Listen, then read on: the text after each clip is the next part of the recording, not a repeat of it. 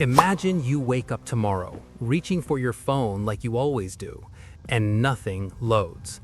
No Wi-Fi, no data, no signal bars teasing you with false hope. You try another app, then another. Still nothing. You restart your phone because obviously that'll fix it.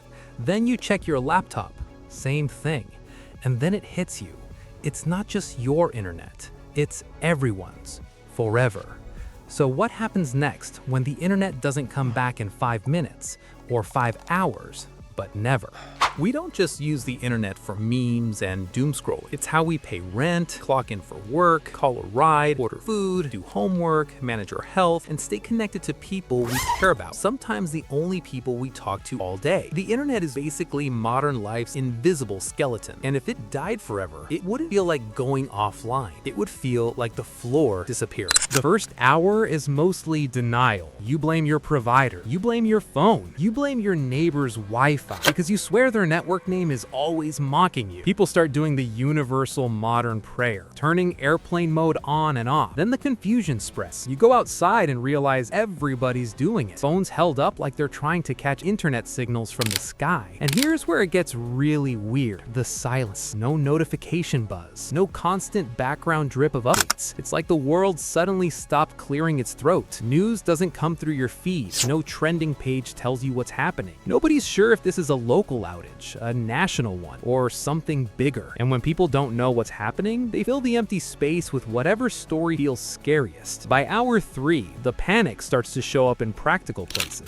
Businesses that depend on cloud systems can't log in. Stores can't process digital payments. Delivery drivers can't access routes. Customer support lines get slammed, and half of them are also using internet-based systems. It's like watching the world discover in real time how much of real life is basically an app wearing a trench coat. Day 1 becomes a scavenger hunt for alternatives. You want cash? Cool. But your bank app is dead. Online transfers are dead, and even some ATM networks rely on connectivity to verify accounts. So what happens? People go to physical bank branches like it's 1997, and suddenly the open from 9 to 4 schedule feels like a personal attack. Lines wrap around buildings, tempers flare, not because everyone's evil, because everyone's scared. Shopping gets messy fast. A lot of stores can still sell stuff, but only if they can take cash and track inventory manually. And plenty of places, they've built their whole business on internet-connected registers, online ordering, and just-in-time deliveries. So shelves start looking suspiciously empty. Not apocalypse movie empty, more like, why is every normal item suddenly gone empty? Then there's transportation. No GPS, no real-time traffic, no rideshare apps, no mobile tickets. If you've ever realized you don't know your best friend's address because you always just hit navigate, welcome to the club. People start printing maps again, or buying them, or doing the wild thing, asking for directions. And honestly, that part might be kind of wholesome, until you're late to work for the 3rd day in a row because every route you pick is a coin flip. Communication gets brutal. Sure, some phone calls might still work depending on what's down, but a huge chunk of modern messaging, video calls, and I'll just send you the link disappears. And when you can't quickly check in with people, your brain goes to the worst case scenario. Are they okay? Did something happen? Am I the only one seeing this? It's not just inconvenient, it's emotionally exhausting. Work and school, absolute chaos. Remote jobs vanish overnight. Online assignments, portals, emails, team chats, gone. Some offices reopen in person, but not everyone lives near an office anymore. Some companies don't even have one. And for a lot of people, my job is the internet isn't a joke. It's real. So yeah, money fear hits fast. After the first couple days, the big question becomes, who do you trust? Because without the internet, information slows down a lot. Official updates still exist, radio, TV broadcasts, newspapers, but they can't match the speed we're used to. And when people feel uninformed, rumors spread like wildfire. Not haha gossip rumors, serious ones. The kind that makes people do dumb things because they're trying to protect their families. And yeah, crime can rise, not because society instantly turns into a movie, but because some systems get easier to exploit when communication and tracking break down. On the flip side, side, police and emergency services also lose tools they rely on, so response gets slower in some areas. That combination, fear plus uncertainty, creates tension. But here's the other side that people forget. Communities also get stronger in moments like this. Neighbors talk, people share supplies, local groups form, because when your group chat dies, your front porch becomes the new timeline. Hospitals and utilities would be under pressure too. A lot of patient records, scheduling, supply ordering, and coordination depends on networks. Even when power stays on, the logistics behind keeping everything stocked and staffed gets complicated fast. The world wouldn't necessarily collapse, but it would feel like trying to run a modern city using half the tools you didn't realize you were holding. And on a personal level, this is where the internet withdrawal gets real. Not just boredom, a weird sense of losing your identity. Because if you're a young adult right now, the internet isn't just what you do, it's where your memories live. Photos, notes, DMs, voice messages from people you miss, playlists that carried you through heartbreak, even your proof that certain moments happened. If the internet dies forever, a lot of that goes with it, or at least becomes way harder to reach. That's not dramatic, that's grieving. After weeks turn into months, society adapts because it has to. And the rebuild wouldn't look like no technology, it would look like different technology. Local networks might come back first, closed systems inside cities, companies, or campuses. Think internal services that don't depend on global connectivity. More radio, more broadcast, more physical mail, more landlines, more in-person systems. Businesses would redesign everything around offline first operations. Paper backups become normal again. Cash becomes a bigger deal again. Physical IDs, printed tickets, and real human clerks come back in a huge way. Entertainment changes too. Streaming is gone, so people buy DVDs again, borrow from libraries, trade collections, and actually watch whatever is available, instead of spending 40 minutes choosing. Music becomes more local. Live shows become bigger. You might actually know your neighbors' names because you're not spending your evenings in 5 different algorithm-fed worlds. And yeah, dating changes. No apps, no talking stages carried by constant texting. It becomes more like you meet someone somewhere, and you either have the courage to talk or you don't. Terrifying, also kind of real. Work changes permanently. Some industries shrink hard. Anything that depends on online ads, influencer marketing, cloud services, or instant digital payments. Other industries explode. Local repair, printing, manufacturing, logistics, broadcast media, and anything that helps communities coordinate offline. And over time, people would create new norms, like keeping emergency contact lists on paper, keeping some cash, having a meetup plan with friends if communication fails, knowing how to get home without a blue dot telling you where you are. Not because everyone becomes a prepper, because everyone learns the same lesson. Convenience is awesome until it becomes dependency. So if the internet died forever, the first days would be shock,